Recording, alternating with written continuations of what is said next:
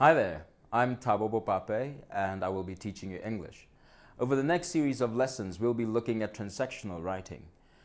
You may not have heard the word transactional before, but I'm certain that every one of you out there has in some way or another taken part in a transaction. You've gone to the bank, you've gone to the store, and that is a transaction. The difference between transactional writing and other forms of writing is that transactional writing is writing for a specific purpose or function, which is different from, say, creative writing or poetry. So once again, let's look at the definition of transactional writing. Transactional writing is writing for a specific purpose or function. Let's see what transactional writing consists of.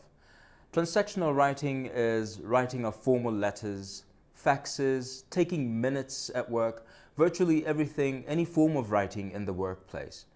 Now, you may be wondering why it's important for you to learn about transactional writing. Firstly, it is a very important life skill. At some point in our lives, we will have to apply for a job. You may want to go to a bank and apply for a loan. Therefore, it is an important life skill that everyone should have. Secondly, it is a very important skill to have because you will need to demonstrate these skills in your writing portfolios, and you will be tested on these skills in your examinations. So, in this series of lessons, we will be looking at the different styles of transactional writing, as well as the different formats, as every different type of writing has a certain format that goes with it. But before we get into that, we need to look at the appropriate style and diction for different types of writing. In this first lesson, I will teach you about the appropriate style and diction for the various types of writing.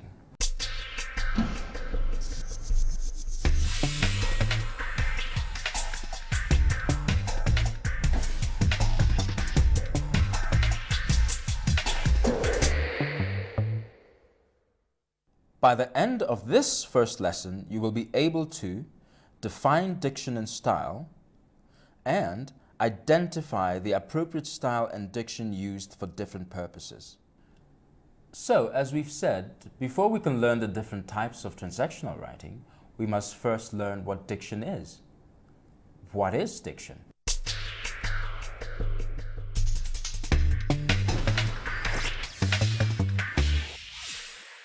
Diction is the choice of words appropriate to the situation.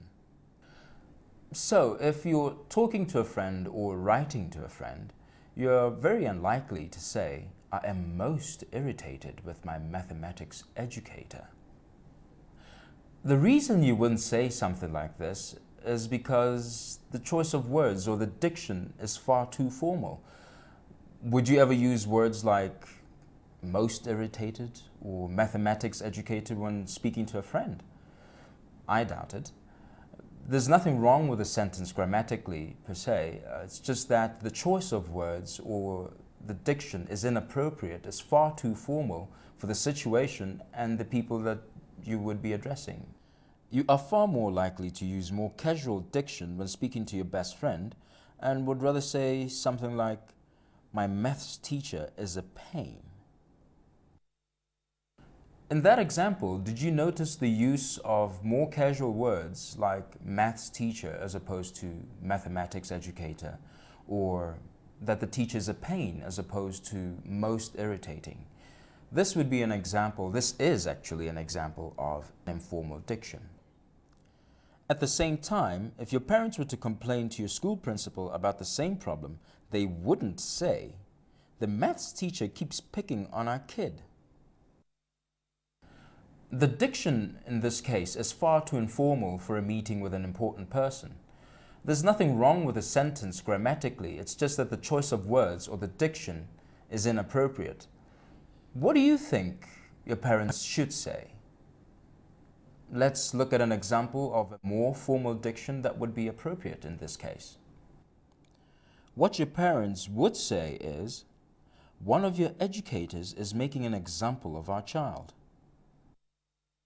The diction in this example is appropriate for the situation and is regarded as being far more polite than informal diction or choice of words, which would be inappropriate in a formal setting.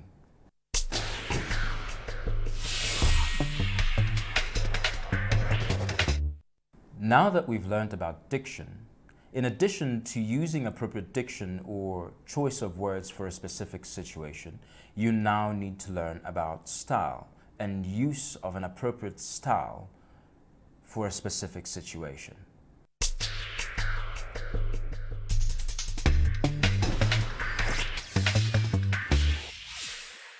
Style is the form of communication used depending on your audience and what purpose you have.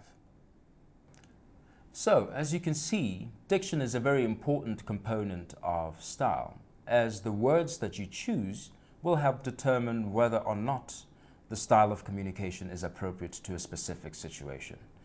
But remember, style also involves other factors such as how polite someone is, the way in which people are addressed, and the topics that are discussed.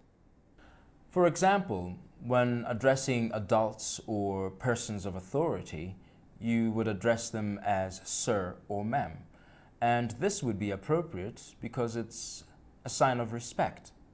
However, your friends would probably laugh at you if you use such formal language with them. Let's consider an example. Say there's an upcoming dance at your school. Let's look at the different styles that could be used in the various discussions about the dance. I would like you to take close note of how the diction, subject matter, and the level of formality changes depending on the people involved in these discussions. The first type of style that we're going to look at is an intimate style. This is used when two people discuss personal matters. Imagine that a boy wants to ask his girlfriend to go with him to the dance. He would say something like, "My angel, will you go to the dance with me?" Using a pet name is something that you would do with someone who is special in your life and would only be used in private.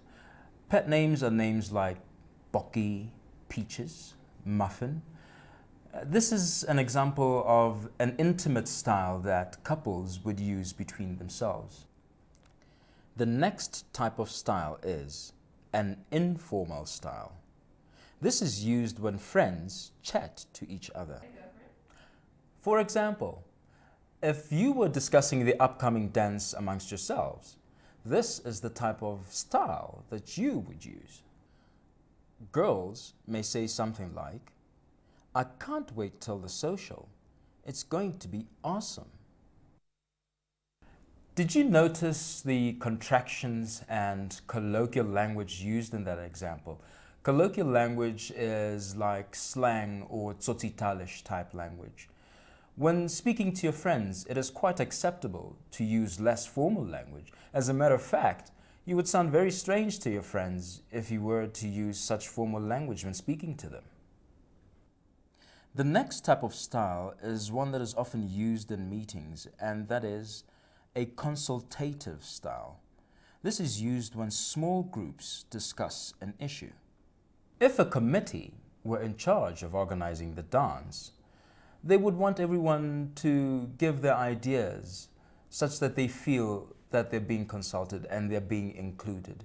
Thus, they would use the consultative style. So, they would say things like, "Well, I like the idea of balloons. Does anyone have other ideas?" This type of style involves asking questions and encouraging participation so that everyone feels as if their opinion counts. The final type of style that we're going to look at today is a formal style. This is used when people of different status talk to one another or when someone talks to a large audience. This is a type of style that you would use when speaking to important people or when speaking at serious functions. If you wanted to ask your principal for permission to do something, this is the formal style that you would use. Let's look at this example. "Sir, please would you consider allowing us to bring partners to the dance?" Did you notice that the diction and form of address are formal and appropriate in this situation, as well as suitable for the person being addressed, in this example, the principal?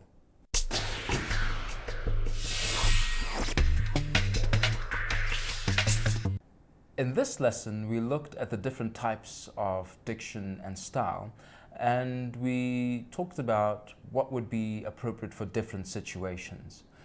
We also considered situations where it would be appropriate to be more formal, and others where a more intimate or informal style should be used.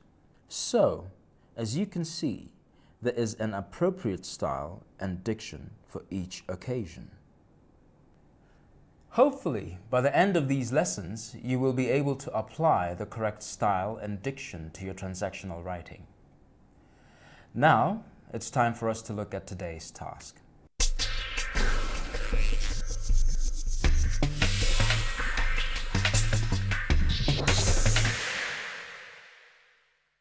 Imagine that you witness a fight at your school. Using the appropriate style and diction, write down 2 or 3 lines of how you would describe the fight to a friend of yours, your parents, the school principal. Well, that's it for today's lesson. Be sure to join me for the next few lessons on transactional writing, where we'll be looking at setting out and writing different types of documents. See you next time. Ta-ta.